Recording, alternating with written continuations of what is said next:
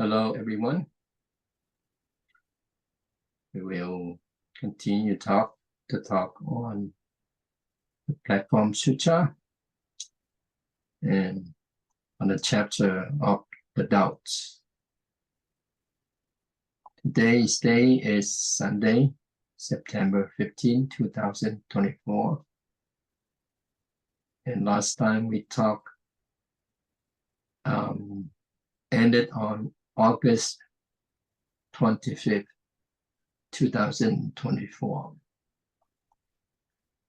And the last part was that Master Huineng believed that Emperor Wu had a misguided mind, meaning that he was attached to incorrect view, which were not truly helpful for achieving liberation. So we continue. So the purpose of Buddhist practice is to achieve enlightenment and realize the Buddha nature. But if the Buddha nature is inherently complete, is it unrelated to the merit gained through practice?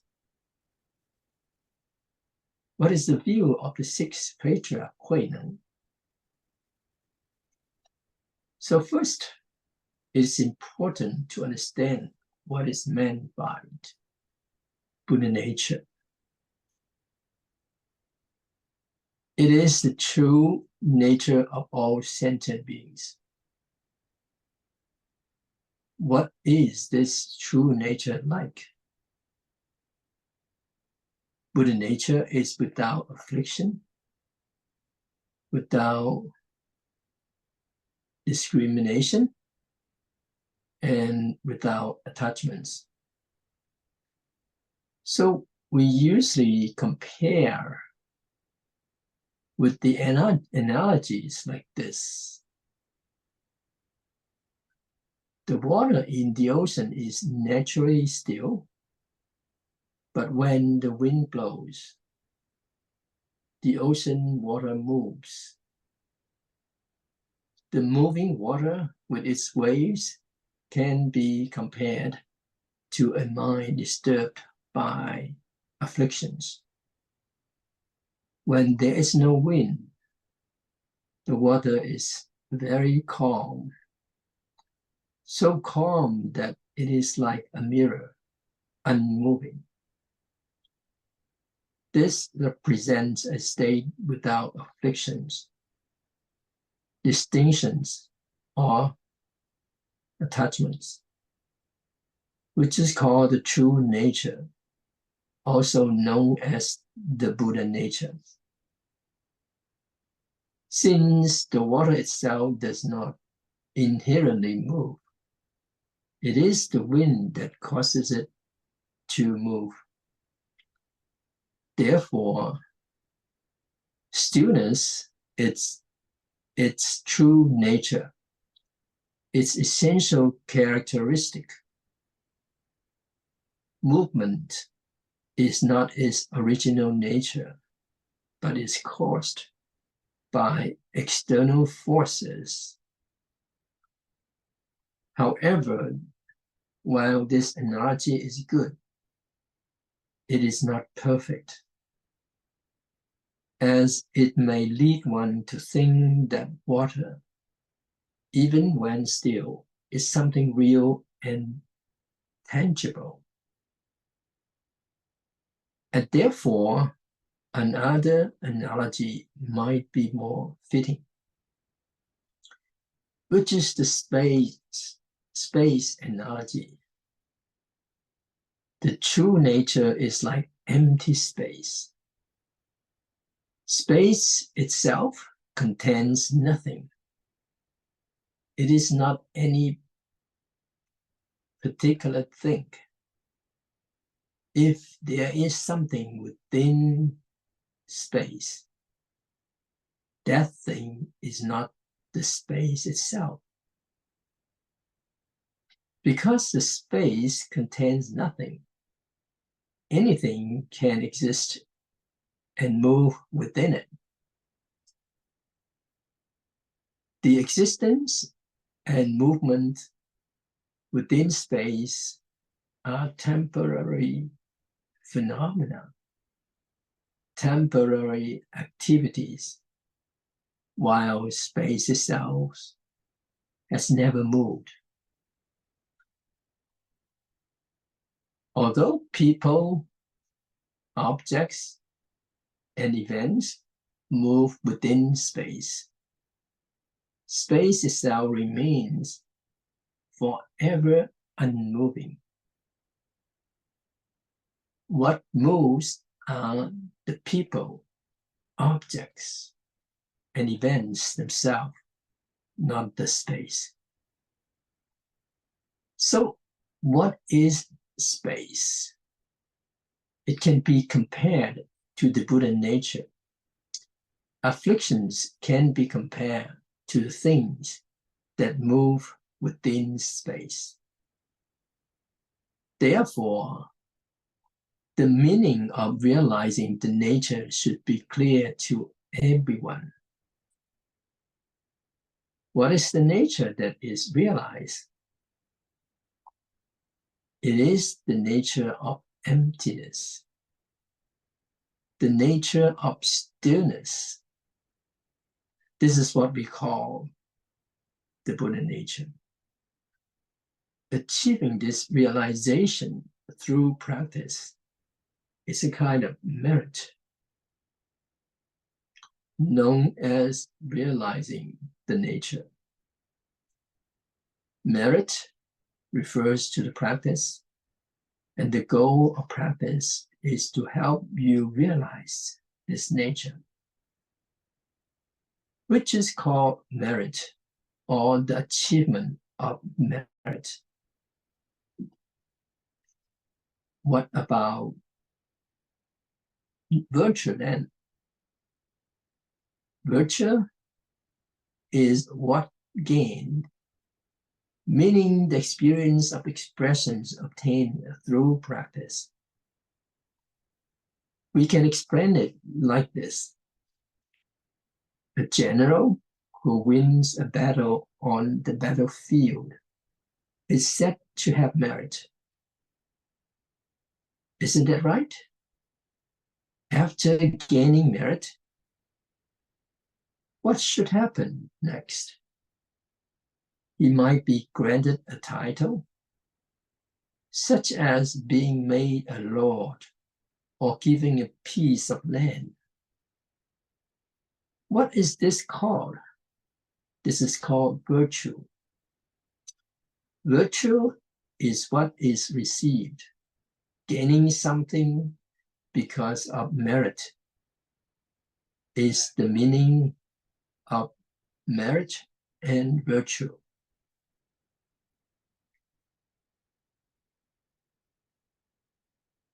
That take a look at what is the concept of equality in the Platform Sutra. Now, in Chinese, this character or this word, virtue, and to obtain actually share the same meaning. So virtue in Chinese is called De, which is virtue. And something to attain share the same sound. And this is De, referring to something gained. Therefore, merit refer to practice, while virtue refer to the attainment of results. What kind of result is attained? It is the result of equality. The concept of equality means that from the perspective of emptiness, everything and everyone are completely the same. Although people may differ in terms of status, intelligence, or other qualities, from this perspective of Buddha nature, everyone has Buddha nature. Everyone possesses the true nature. From this true nature, everything is seen as empty. Nothing is truly existent or real. Therefore, from this perspective of Buddha nature, everything is empty, and thus everything is equal.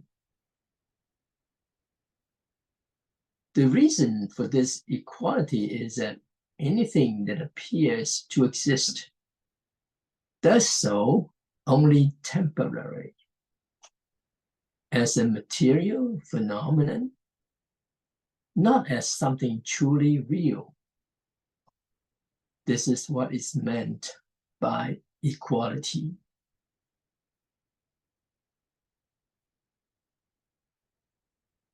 Say, for example, today I'm giving a lecture and you are listening. I'm sitting here in this position that show respect for the Dharma, not to respect myself as a person. So the seat itself is placed in the center, or sometimes it just placed a little bit higher.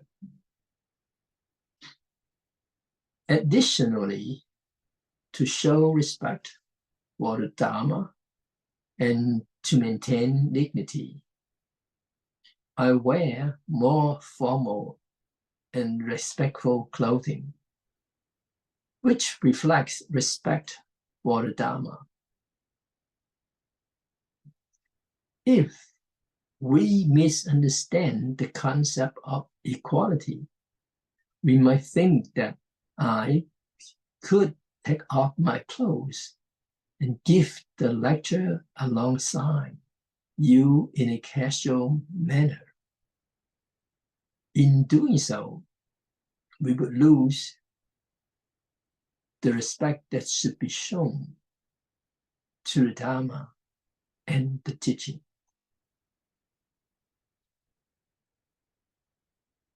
There's a story. Go like this.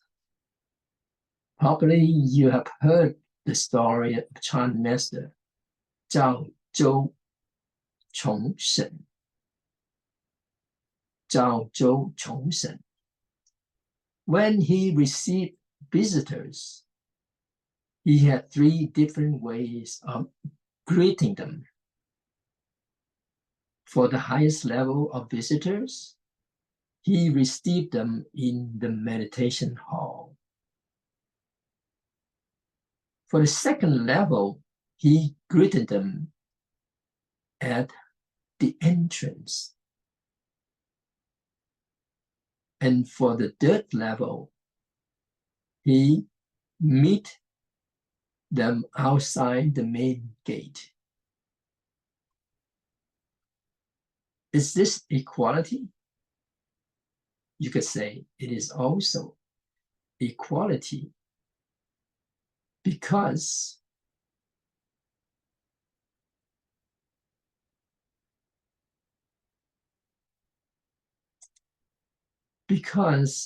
the reception matched the visitor's level. This is true equality. If we were to demand absolute equality, we might say that everyone's head should be cut to the same level. But that would be false equality. Fundamentally, people are the same, but everyone's efforts, merits, and wisdom differ. And these differences are reflected in their actions. Therefore, we cannot treat everyone the same.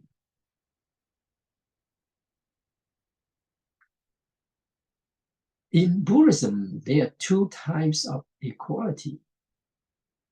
One is equality in principle, and the other one is equality in action. Equality in principle refers to the equality of merit in terms of inherent nature. The nature that is seen, because it is the realization of emptiness, is entirely equal. This is equality in principle. Now, equality in action means assigning people to the positions that match their status. If someone is for a certain stature, they should be given an appropriately sized role or place. This is called equality in action. When we talk about equality in action, you may have heard the saying, "The skillful are the slaves of the clumsy." This means that those who have wisdom and ability should serve society and the public more. This is equality. What if someone with skill and wisdom complains, "I do as much work as you. Why do I have to do so much more?" This mindset is one of inequality. Such thinking leads to inequality. Do you understand this idea? Well, I'll give an example. Take a family as an example. In a family, there are adults, children, and elderly people.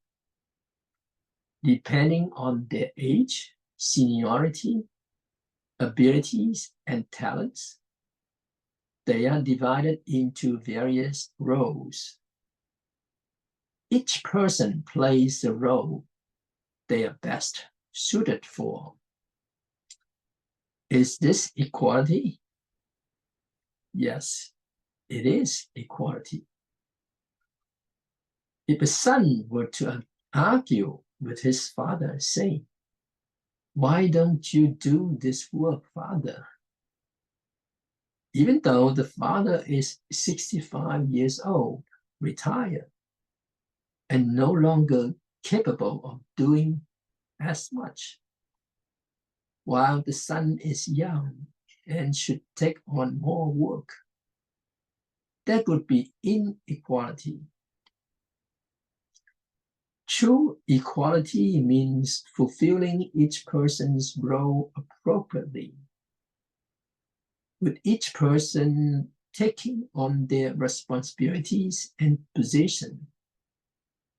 This is called equality in action.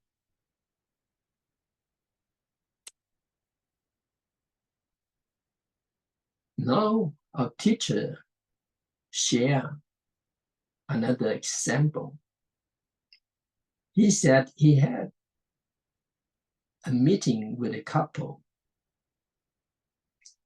Both husband and wife were officials in public institutions, holding position of middle rank or higher. They were nearing 50 years old.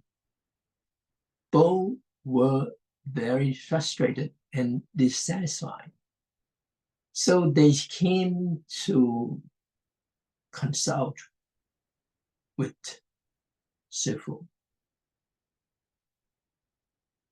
What was their dissatisfaction? Although they worked in different institutions, they shared the same situation. They were well educated, physically healthy, and highly capable. This was widely recognized. Their colleagues and friends acknowledged their ability, and their character was also considered exemplary. However, for over 10 years, they were repeatedly passed over for promotions, received smaller pay raises than others, and were never given higher positions when available. Meanwhile, younger, less qualified, and poorly performing colleagues were promoted and received raises every year, quickly advancing in their careers.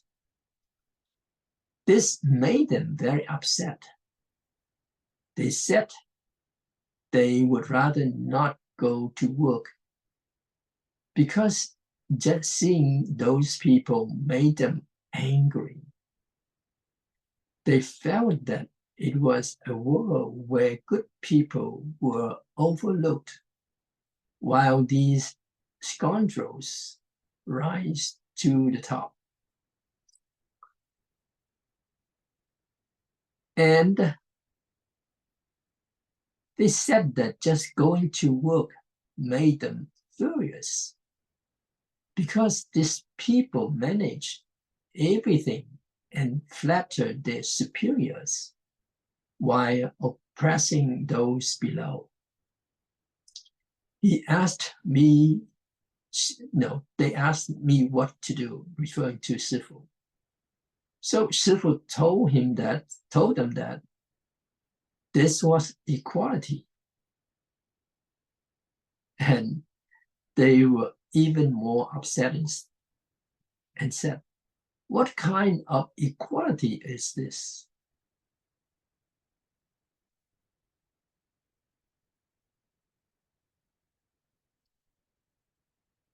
So, do you understand what it meant by this kind of equality? Or is this equality or not?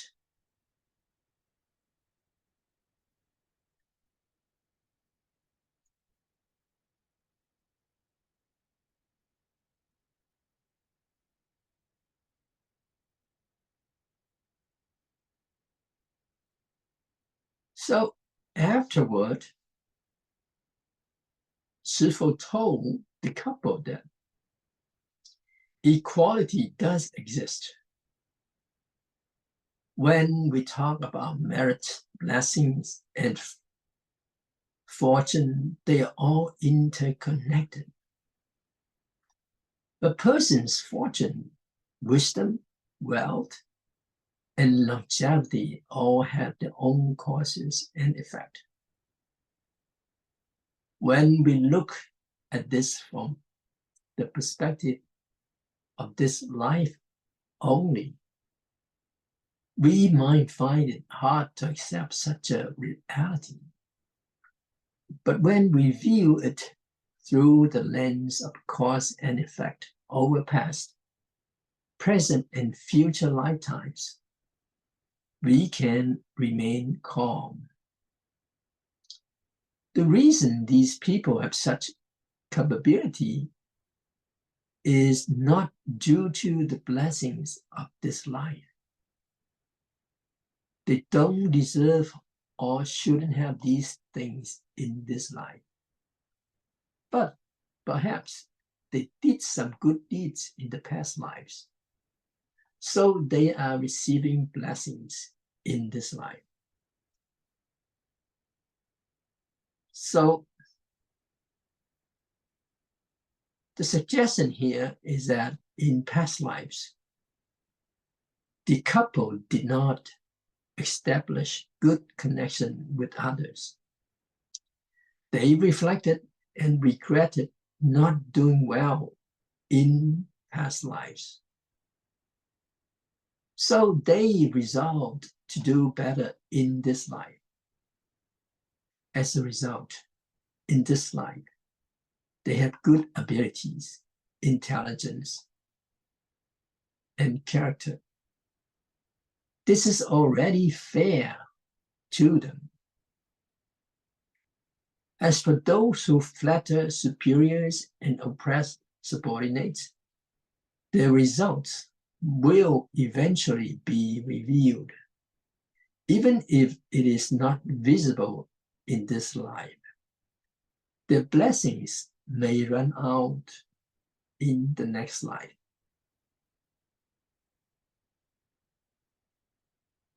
So the couple responded that looking into the past and future is not satisfying. They want to see results now. But if you can't see it now, getting anxious and angry won't help. If you get angry, it will only harm your health. The wife mentioned that she recently had a health checkup and found some problems. So a teacher, Mr. Seng Yan, advised them to maintain physical and mental health by accepting the concept of the 3 lifetimes of cause and effect. This is equality. If we lack such blessings in the past, then everything has its causes and conditions. There's no need to envy others or compare yourself to others. And at the end, Shifu suggests that they have 2 choices.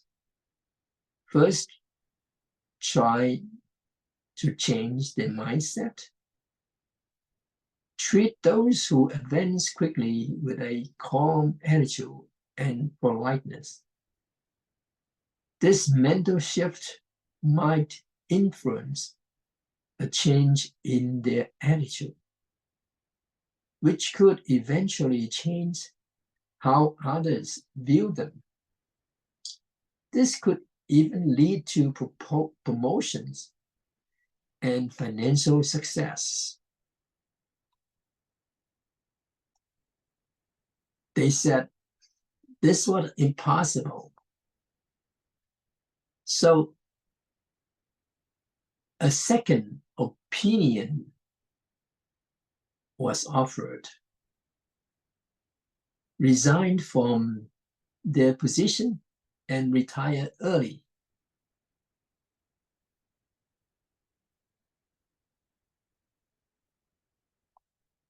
So they asked, what should we do after resigning?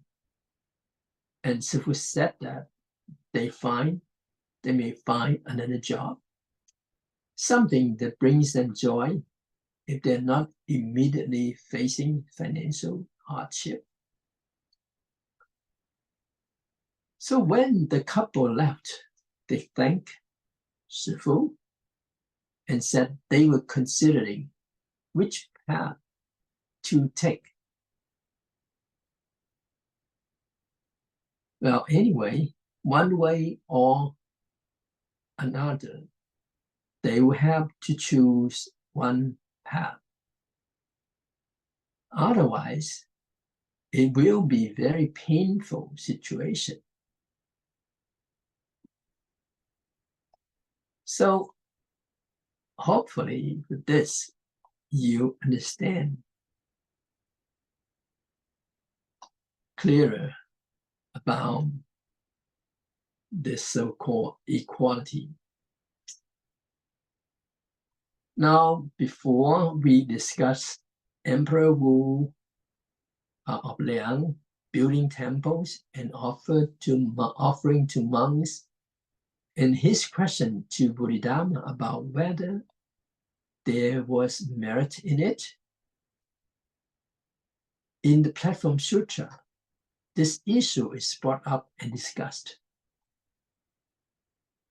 Why did the sutra claim that Emperor Wu had no merit despite building temples? In the Platform Sutra, the explanation of merit is that there is nothing in the mind. Seeing one's nature leads to Buddhahood. That is true merit. Otherwise, if one does good deeds for worldly reward, it is just business, investing and earning returns, which doesn't count as true merit. In our daily life, we have many things to deal with. How can we use the wisdom of Platform Sutra to live freely without attachment?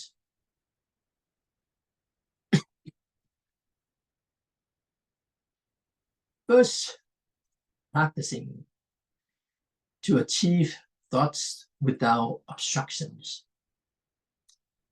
When we do things, we should practice mindfulness and meditative observation.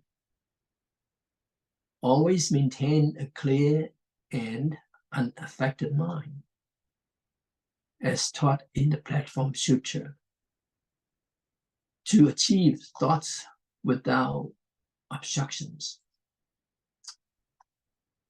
Well, ordinary people often have attachments in their thoughts, and their minds are frequently confused, so they lack wisdom and cannot find peace.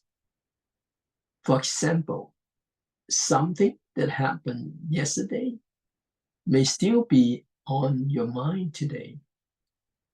Something that happened a few months ago may still be difficult to let go of, even after a month had passed. Something that occurred a year ago might still linger in your thoughts.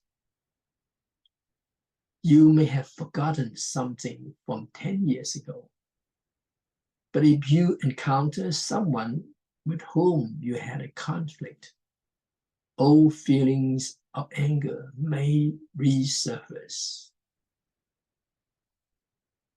Even if you have mostly forgotten an event from 10 years ago, if someone brings it up, you may feel troubled again. Or if someone reminds you of something you had forgotten, it might still make you feel upset. This is not thoughts without obstructions. It is thoughts with obstacles. Consider your own mind.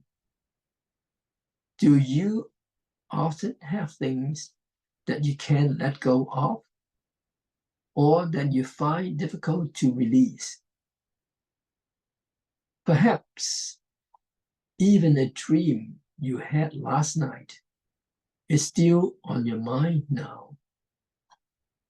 The things we deal with during the day are already troublesome enough, and yet we can't even let go of the dreams we had at night.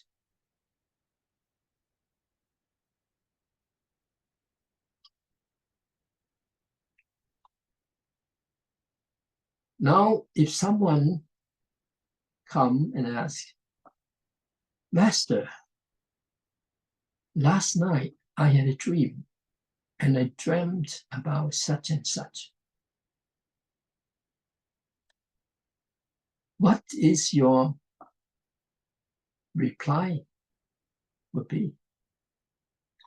Well, in the Chan retreat, and sometimes people would ask me, Master, what does dream mean in your teaching? And my answer could be one of them is that what we're believing right now is already a dream. Why bother about a dream within a dream?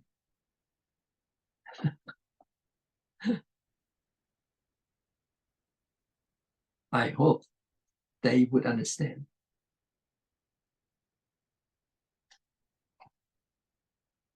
And for this case here, if you're troubled by a dream, then it is not thought without obstruction. It is thought with obstructions.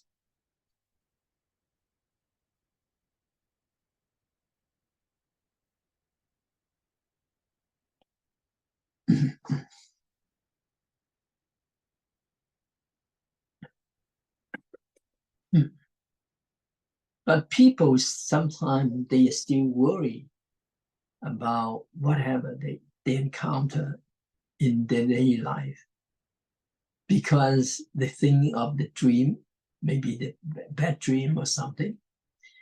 So what should they do? Well, the suggestion is that you should recite Amitabha's Buddha's name or recite Guanyin Bodhisattva's name. And when you go out, you try to be very careful and don't argue or fight with others and be cautious. That is quite simple, isn't it? Beyond that, what else could we do? We should not be too worried about what is going to come. If we regularly recite the name of Guanyin, of the Bodhisattvas, of the Buddhas, and also you're cautious, then there's no need to worry. Because does worrying help? If it doesn't, then don't let it weigh on your mind.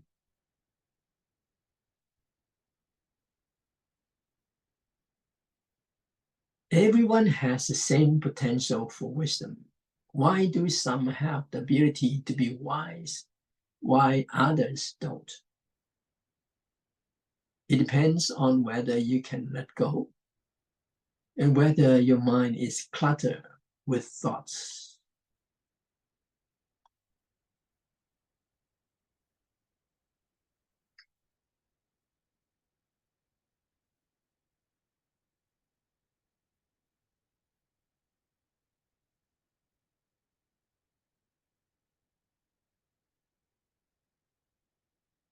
Well, if, for example,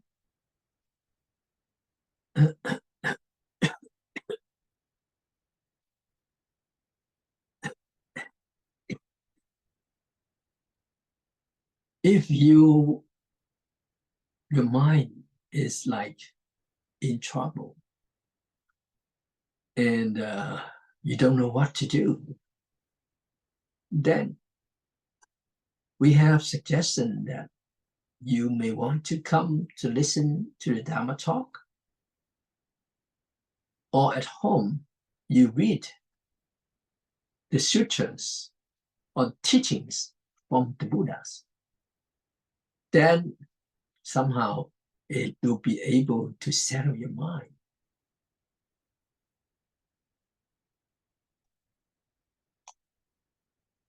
Well, the person may say, well, the teaching of the Buddha can't help because trouble that I encounter need to resolve through worldly laws and legal means. And the question again is that, then have you resolved them with legal means? The other person would say, no. Then the advice is that you come and listen to the Dharma talk. Or you just read the sutras, read the teachings, then it will help you. The teaching of Buddhism.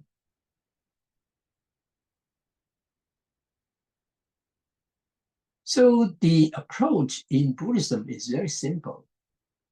And we talk about cause and effect. When it comes to cause and effect, if we owe something to others, we must repay it. If we don't owe anything, we don't need to repay. If we do owe something, we should try to find a different way to repay. It's not that if you owe someone a life, you must repay it with another life, as that would lead to an endless cycle of revenge. Instead, if we owe someone a life, we should find a way to save them 10 times, or perhaps save them 5 times, so that we don't have to repay with our own life. If we can prevent them from dying 10 times, isn't that even better? So when dealing with things using Buddhist principles, we should repay what we owe, but we should think of a better way to repay it. First, we help ourselves, and second, we help the other person. If we absolutely must repay, then it's simple, just repay them. If they demand a life, give a life. If they demand money, give money. If they demand a person, give a person. If they demand something, give that thing. Then your mind will be at peace. However, we should still be mindful of methods and techniques we use. I hope this could help you somehow. Okay, so I will stop here for the talk today.